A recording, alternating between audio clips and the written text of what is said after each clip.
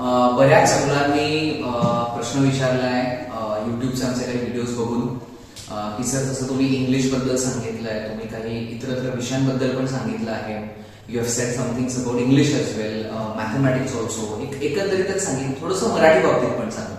So that was the basic त्यांचा query होती की सर मराठीचा पेपर आमचा संपत नाही. ही जनरल क्वेरी माझ्यामध्ये जास्त इंग्लिश मिडियमच्या मुलांची असू शकते, कारण स्वाभाविक आहे की इंग्लिश मिडियमची मुलं जास्त लेवलला पेपर हा इंग्लिश पॅटर्न लिहित राहतात. ऑब्व्हियसली त्यांचे सगळे विषयच ते आहेत, पण मराठीचा पेपर जरी आपली मातृभाषा असेल, जरी आपली स्वतःची बोलीभाषा असेल, तरी सुद्धा तो पेपर लिहिताना बरेचदा असं होऊ शकतं, होतं पण राहतं की वेळ लागतो, आणि हा वेळ लागणं पण स्वाभाविक आहे.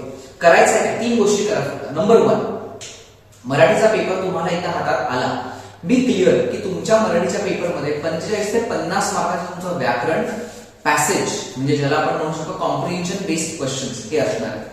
ते प्रश्न तुमचे हातचे आहेत.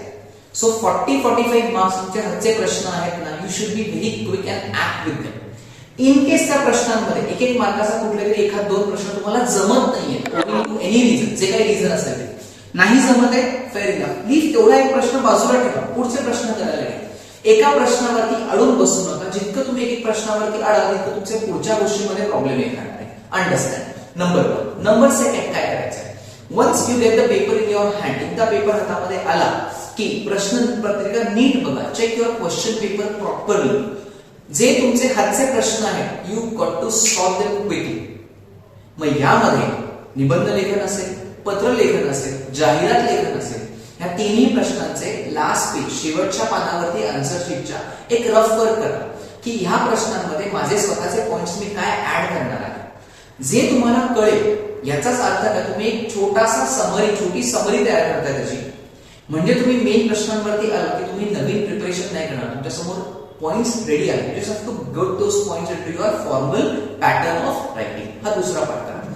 तिसरा, तुमचे धडे इतके चांगल्या प्रकारे वाचले गेले पाहिजे की तुम्ही लिटरली धड्यावरचे कुठलेही प्रश्न आहेत तुमचे विचार पहिल्यापासून नसला पाहिजे. It should be like simple, okay this is the question, I am very clear about it, I start with the answer straight away.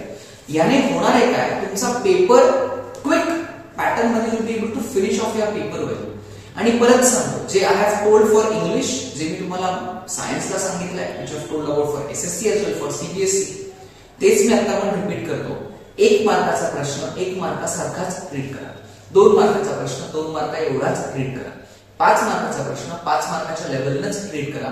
1 मार्काच्या प्रश्नाला मुलं 3-3, 4-4 लाईन्स लिहितात. ऑटोमॅटिकली तुमचा वेळ हा पुढच्या प्रश्नांना कमी मिळतो, आणि एक्झामिनर जेव्हा पेपर सेट केला जातो त्यांचं पण ते इंटेन्शन असतं 1 मार्काच्या प्रश्नाला इतका वेळ, 5 मार्काला इतका वेळ, अकॉर्डिंगली तुमचा पेपर प्रॉपर डिवाइड केलेला असतो. So don't worry about anything, just make sure you focus well. Be smart. Grammar is like mathematics. Attempt it and get your best possible scores over there. All the very best. काही असेल नक्की message करा. God bless you.